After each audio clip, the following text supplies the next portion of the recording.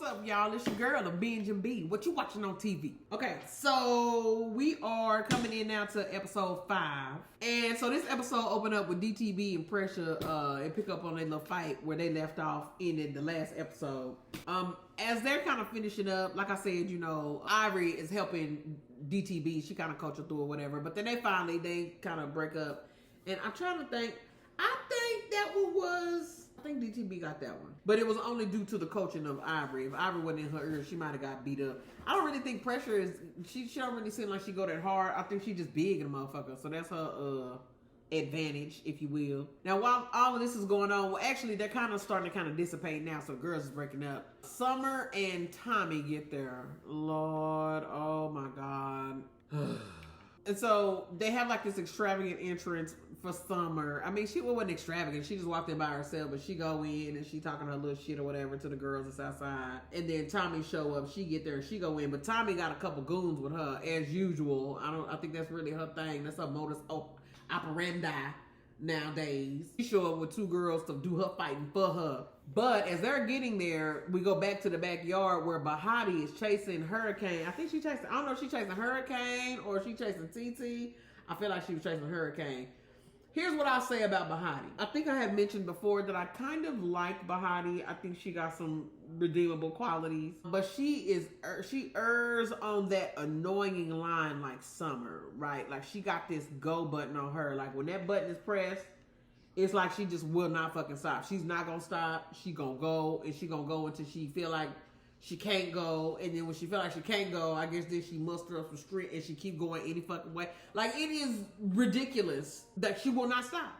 And so she gets into it with the other Baddies Gone Wild girls. And so during this whole time, like remember this is a whole little stretch of time, everybody in the backyard.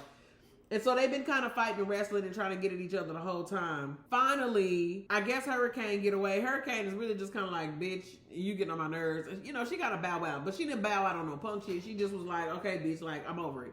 So security is keeping Bahati away from Hurricane. And some kind of way, in her hot pursuit of Hurricane, this girl jumps over the fucking rail of a balcony or something. Like I thought they was in the backyard, so how there's a balcony, I'm not too sure. Although they are in LA, and I know LA probably got like a lot of them drop-offs in them backyards, them real fancy houses, they be having them cliffs and shit. So maybe that's what it was. I don't know. But she jumps her ass over the rail in order to get around security, and she is very fast. Like you have to be on your shit. Child, that turned into a whole pursuit. They chasing Bahati all around this yard, around the rail. They pull her over the rail, and then she runs in the house, or like they chasing her through the house. Like I'm just like, okay, Bahati, I want to like you, but you is getting on my motherfucking nerves at this point. Like this is not necessary. Okay, so now remember, Summer just got there, and so when Summer comes outside in the backyard, some kind of way her and Rolly start going back and forth as they're arguing. I can't even remember what all was said between the two of them. And I really forget. I guess they was into it, some more online shit. But they roasting the shit out of each other. And so Natalie decides to announce on Summer's behalf that she don't want to fight. She's not going to be doing no fighting. So as I mentioned, remember Tommy get there. She got her 2 goons with her. Well, one of the goons calls out Ivory. So Ivory willingly accepts, and so they go at it. It's kind of hard to get to her, but Ivory, I mean, she's a tank, you know what I'm saying? So Ivory fights one girl. Now, as Ivory is fighting the one girl, Tinka actually, I wouldn't say she snuck. I mean, she did kind of sneak her, but basically it was 1 for 1, you know what I'm saying? So I guess she was thinking in terms of, you know, maybe Ivory getting jumped by both of them. She wasn't trying to have that. So Tinka jump in, and she get on the other bitch that come in with Tommy. Now you got Mariah and Tasiki, they activated because they like, I think everybody is really over the fact that Tommy feel like she can bring other bitches in from the street to come into the house to try to, I guess, handle her beefs or like approach the other girls and shit. Which I understand that. That makes sense to me. I feel like if you gonna be on Baddies, then you need to be in there in the Baddies house doing what the Baddies do. Now, if you don't fuck with it, I can completely respect and honor that. I have no judgments. I would never sit here and say she wrong for not wanting to fight. But it's like, why are you on Baddies if you're not willing to do what they're going to do? Because you is Caesar. And if Tommy was smart, what she would be doing is something like me. At my big age, my ass ain't got no motherfucking business trying to be in no Baddies house. But what I will do is consume and commentate That's what Tommy need to be doing. She don't need to be up in here with these girls wrestling. Lex and you don't want Lex and Ivory mad at you, girl. And so while all this weird shit is going on, remember I said Bahati had been chased through the house and all of that and shit. I guess while Bahati was fighting Hurricane and TT. Correction. I have to tell y'all. Now, I have been calling this girl Sweet Neek for the past 4 episodes. I really don't know where the fuck I got that from. It just sounded right or something, I guess. I don't know. But come to find out, her name is Showgirl Neek. I was looking at this episode and I was looking at her necklace. I was like, I've been calling that girl Sweet Neek. Oops. So anyway, Bahati and I guess Showgirl Neek. I'm just gonna call her Neek just to be on the safe side. Cause anyway. But Bahati and Neek you can tell they fucked up. Like everybody been drinking at this point. It looked like they are wasted. And so I guess while Bahati was into it with the other girls, maybe Neek had her back some kind of way or something, or she saved her. I don't know what it was. I'm not sure what their bond was.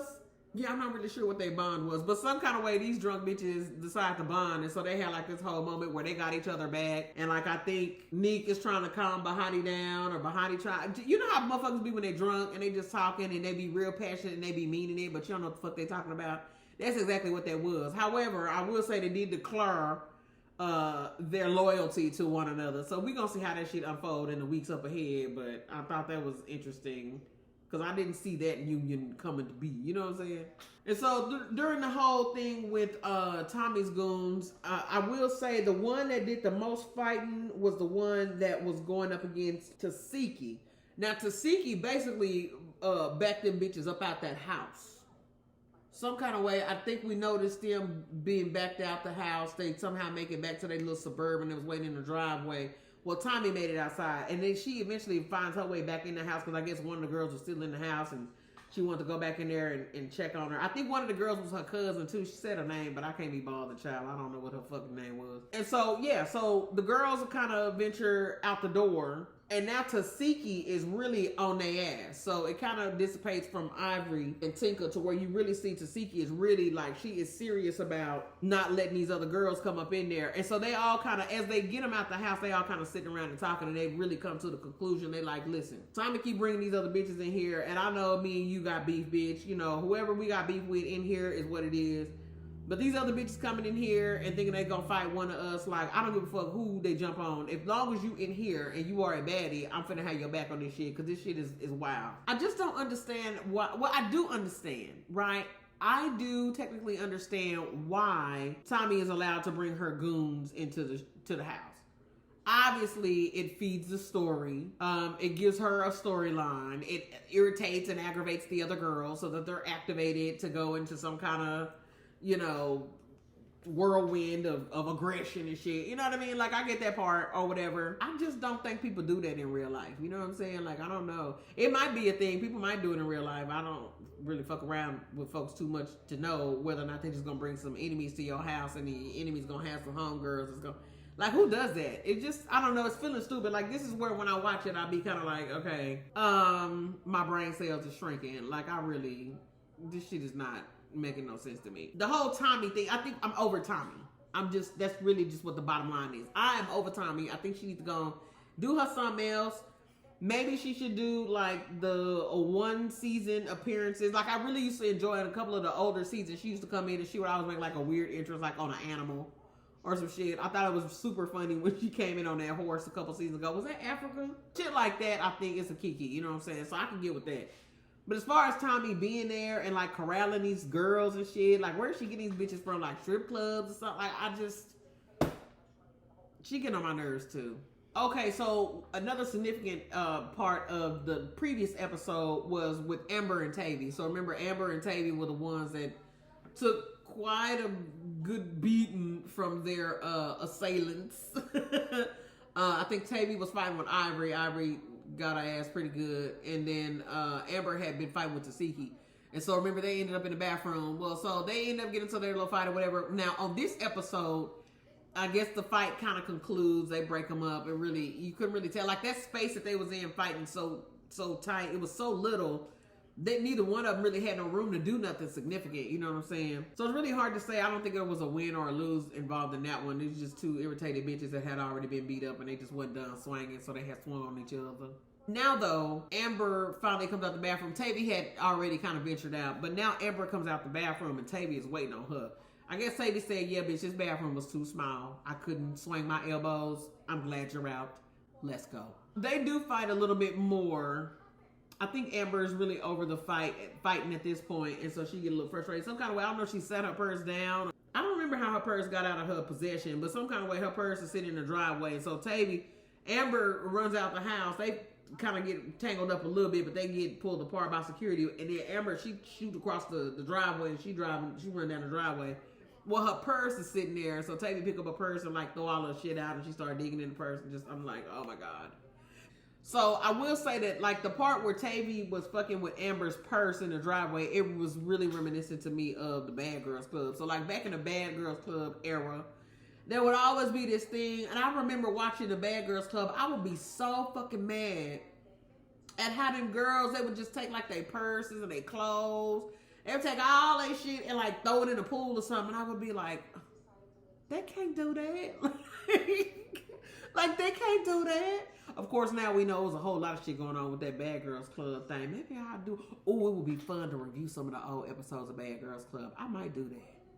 I don't know. Y'all let me know how y'all feel about that. Anyway, Tavy does something similar, right? Not to the extent that they used to go to the Bad Girls Club because there wasn't no pools in her immediate area, but she did fuck up her purse. It was a nice purse too, so I kind of feel some kind of way about that. But now as Tavy destroys a purse, and then Tasiki, so other people start to kind of filter outside in the driveway. Tasiki is out there, and then Amber runs up and punched Tasiki in the face. Ay, Dios mío. Why the fuck she do that? You know, I don't think that she knew that it was Tasiki. I really believe that she thought she was sneaking somebody else. But how do you mix Tasiki Yellowbone up with Tavy, who is clearly very chocolate? I just don't see how you would mix them two people up. If it was two girls that kind of look similar, I guess I could get that. Like, that would make a little more sense. But I'm not sure. Child, she snuck Tasiki, and it was over from there. Tasiki whooped her ass so motherfucking bad. Tasiki drove Amber into a corner. So I guess some kind of way this house is made, you kind of go around a little corner. There's a little pocket leading to the backyard. So they got like a beautiful, like, we call them fences. It was like some kind of steel fence, whatever. So they bought a fence that goes to the backyard. Of course, it's closed. But the corner by the house is where Amber is down on her back. Tasiki is beating her. Tasiki goes so hard to where it was actually a security guard in between her and the girl. Tasiki did not stop swinging, and I would just, that poor man. He got about 4 good, oh my God, that shit is dangerous. Like, this is getting dangerous. This is really getting dangerous. So anyway, they finally pulled Tasiki back, and they decide, now Amber's injuries are so terrible. She has now got to go to, she gonna have to go to the hospital. So they take her to the hospital. And so there's a couple of little points in between where the girls, you know, it goes back and forth between outside the house and the front of the house and driveway to in the house. And the girls are just really kind of standing around and they talking, and you know, they all look for opportunities to sneak each other. So as DTB standing there and she's like really engrossed in the conversation, pressure come up and sneak her, and she just like, bitch, you know, it's just a lot of shit going on, and all the motherfuckers probably tired by now. If they're not tired from fighting, they tired from being drunk and sleepy and now need to take a nap or something, you know? So she let that go. Now also in the house, remember the whole point in Bahati being chased through the house when she's trying to get in Hurricane. So finally she gets the Hurricane. They argue a little bit. Hurricane she really is still not trying to fight. She don't really want to fight. I think she's tired and shit. She's just like, girl. But Bahati is not giving up on it. And so finally Hurricane give in and she like, fuck it, let's just do it. And so they fight a little bit. And for Bahati, like I say, Bahati is really starting to kind of remind me of Summer in the sense that she talk a lot of big shit and she will stand her ground. But girl, you be getting beat the fuck up. Like, that's not fun. Is it fun? It might be fun. I can't speak on what's fun for other people. It don't look fun. I'm just saying. And then we get to a part where the girls is kind of standing around. Dolly end up instigating some kind of Dolly's like, shit, everybody put it on the table, so let's go. You know what I'm saying? I heard Egypt and Kamaya, I heard y'all got a beef for what's going on with that. So she basically instigate Kamaya and Egypt fighting, which they explained it, but I don't know. Something about somebody friend being somebody friend and they don't want nobody friend to know that they was friends or some shit. I don't know. I don't fucking know. I don't understand. I think it was probably some stupid shit that didn't make no sense. And they just decided that they couldn't like each other or something. I think it's more so on Egypt's side than Kamaya's side. Kamaya seems like she's not as pressed about it as Egypt was. But anyway, they kind of talk a little bit back and forth and explain their grievances, you know what I'm saying? And then they end up fighting. And so now you got two fights running simultaneously in the house. You got Bahati and Hurricane, they still going back and forth. And then you got Egypt and Kamaya, they going back and forth. And so, like I said, Hurricane really got the best of Bahati. She ain't really no real skill fighter or no shit. Egypt, I love the bald head. I used to shave my hair once a year. I haven't done it when was the last time I shaved my head? I forget now. But I shave my head every year, like once a year, to get rid of the old bullshit that we carry along. So anyway, I say that to say that under her wigs, Egypt is bald, and she has such a beautiful face for her. She is built for that. So I really like that. I wish she would rock that in the house instead of putting the wigs back on. I guess we have yet to see. But anyway, they just stuck out to me because most of the girls, you know, they had their cornrows and they tie that stocking caps and shit. Well, anyway, that bitch take a wig off and she ready to go. Now, I will also say, now, as her and Kamaya are fighting, obviously, you think the heavyweight gonna probably get the round. You know what I'm saying? And so, it's not like Egypt got beat the fuck down, but she kind of did. She didn't get beat down. I think that's a little too, I'm exaggerating a little bit. But Kamaya really did get the best of her in that fight. I think Kamaya was like on some, you know how your adrenaline be pumping, you know what I'm saying? And I really do think she was scared of Egypt, not in the sense of being scared to fight her. I think some people just don't like the conflict, you know what I'm saying? But anyway, Kamaya ended up beating up. She get the better of Egypt, and honey, she is very proud of herself. Oh shit, that baby is proud of herself. She gloating and smiling and she bouncing around like, yeah, you know, she was really happy about that shit. So congratulations, Kamaya, you did your big one. Now the funniest scene in this episode is when they get to the hospital with Amber. I don't know that I can give the justice to this scene by even trying to explain it. And I wish, you know what? I'm gonna start I wish I could put a clip of this shit in here, but I don't want to run the risk of copyrights and all that, so I'm not really gonna stunt that shit. But this scene was so fucking hilarious to where it made me question whether or not this shit is real. So we get to the hospital. Remember, Amber been beat up 2-3 different times and shit, so she's kind of out of it. She gets to the hospital and she's in the Suburban, and they're trying to get her to go inside the hospital, where she refuses to go into the hospital. She gets out the Suburban, and that bitch break, running down the street. And she's running down the street. And so the funny part about this part to me is that the camera is following her. So whoever is with her is running alongside her, and they would have to be running smoothly at the same pace to keep up with her, which makes me believe that they actually wasn't running with her. They was probably in a vehicle following her as she was running around the corners and shit. Man, that shit was so goddamn funny. Then she gets to a stopping point. She run a long time too. I'm not talking about no one like around the corner and kind of down the way. She runs down the driveway, and then she runs down the block, and then she cut another corner, run around the block, and she run down another block. Child, she must have ran the whole circumference of that damn hospital. And then when she gets to the very end, she's afraid to go in because she thinks she stopped and she was like, Tasiki is in there waiting on me, ain't she? And I think I lost it. I laughed at that shit probably for 3 minutes. I had to rewind it because I had missed so much by laughing at the bullshit she was talking about. That kind of concludes that night with the girls in the LA house. Okay, so then the next day, Kay Reekin show up and she meet up with Fauna and Cole Killer. They really just kind of rehashing. They got a couple of scenes going back and forth with them. The other girls, they all kind of sitting in the kitchen at the house, and Tasiki's getting her hair done, and they kind of all standing around talking. I think it was like Mariah. I think Tinka's in there. Lex is in there. It's a few of them from the night before. Oh, E.T. comes in there, and they all kind of hashing out their grievances, and so this is where we learn the nature of some of the beefs that was going on, whatever. But they're kind of shifting between that scene with those girls. So you got Fauna, Cole Killer, Kay Reekin, and the other girls talking in the kitchen. They just kind of rehashing the night. Y'all know how they do. And then we get to the table where Pressure and Ciroc meet up. So they sitting outside. They have some kind of table in the backyard, and Pressure and Ciroc is just kind of talking. At first it seemed pretty plain or mundane, you know what I'm saying? But you could tell, like, the way Pressure was talking to Ciroc, like she was like trying to start some shit. They're talking, TT and Hurricane show up, and so they come out there and they talking. I think I'm understanding why people don't like Pressure, right? I think I understand why people don't like Pressure, right? Pressure is a bitch. Like, she's the type of bitch that wants to be a bitch to start some shit so that you'll do something and then she'll have an excuse to do something to you type shit. You know what I'm saying?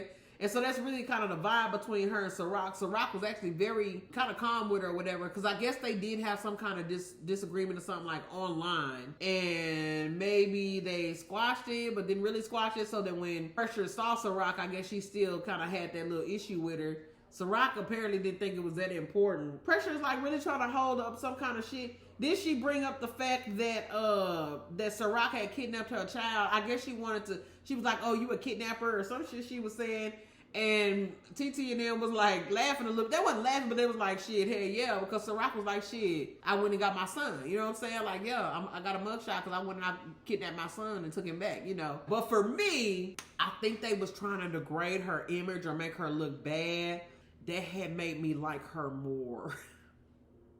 I was like, ooh, this bitch is the truth. So yeah, like, you know, they flash her little milk shot and shit or whatever. And so she apparently got into some legal shit a couple years ago because she went and kidnapped her kid. It was what it was, you know what I'm saying? Like, let that be a lesson to all the motherfuckers that say they ain't got no access to their children. You go get them.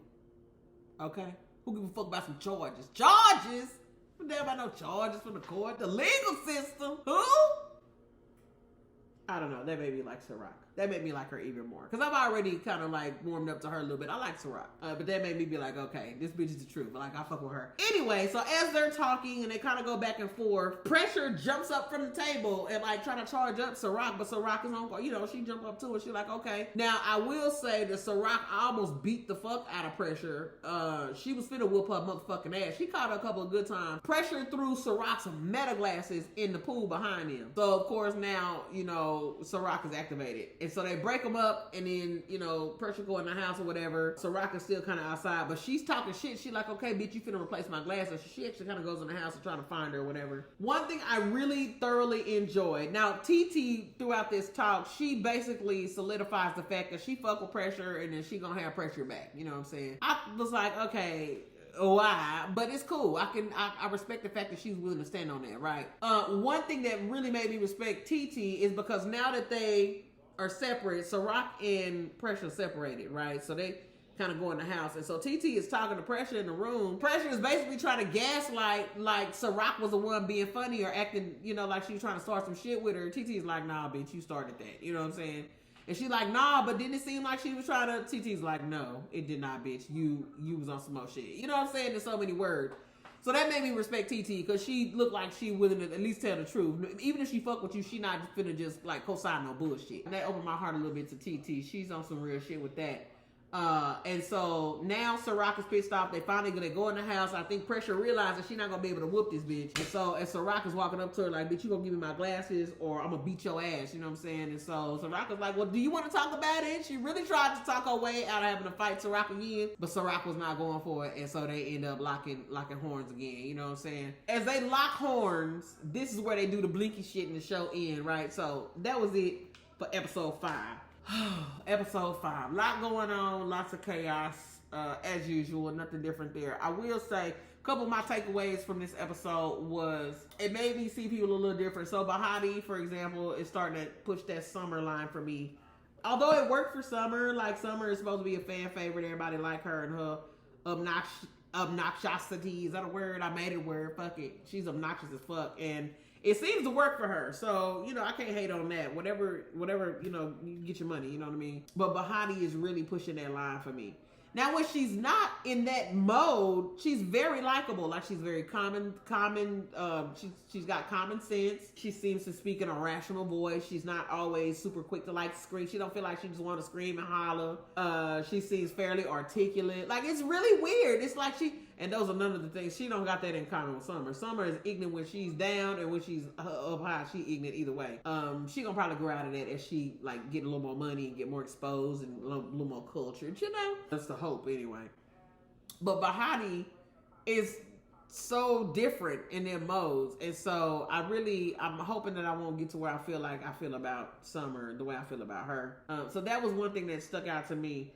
The other thing that stuck out to me is it's really interesting how people do this kind of shit, right? People will really try to pit folks against each other. So there's a whole ongoing theme where it's a couple of girls that people are really wanting Tasiki to tangle up with. A lot of people want Tasiki to tangle up with Lex. They want her to tangle up with Egypt. Them is the two that I've heard of mostly. I don't really think they wanted to tangle up with Ivory. I haven't really heard nothing about that. It is really interesting how people will put so much effort and energy and attention into trying to pit people against each other. And you know, that happened in the real world, you know what I'm saying? But I really love how resistant they are to that shit. I like that Tasiki and Lex get along. I like the fact that they is like, bitch, you cool. Like, what I look like, you know, let some shit really happen or pop off. Like, you know, I really like that. And so that stuck out to me too, because they talked about that a little bit in the scene when they was in the kitchen. So I hope they don't fight on no, I mean, I'm not gonna lie. Now, if I was there, I'd be like, oh shit, it's going down, you know, but I don't know. I think it's very mature of them to be like, nah, we're not gonna do that shit because the motherfuckers out here just want to see us tear each other apart. Like, I don't got no reason to tear you apart, bitch, so you cool, so I ain't fucking with it. You know, I respect that. I like that shit a lot. I think it's dope. And then lastly, so I've already said that I'm pretty receptive to Ciroc as she was coming in. I am more receptive to Ciroc. She is very quickly adding herself to my top 5 baddies. I'll say my top 5. I got a top 5. I got a top 5. I do. I got a top 5. And Ciroc is really, she done inched her way into my top 5 baddies. I really like her. I hope that we can get to see her talk a little more, like her personality a little bit more. She got some depth to her. And I think that's what I can feel about her. Like, she just look deep. Like, the way she look and the way her eyes is and stuff like that. She feel like it's just something cooking in her, you know.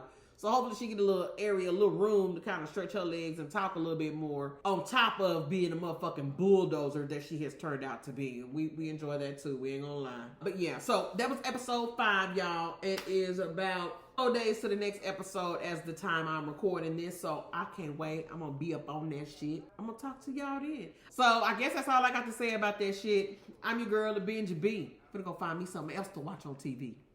Bye.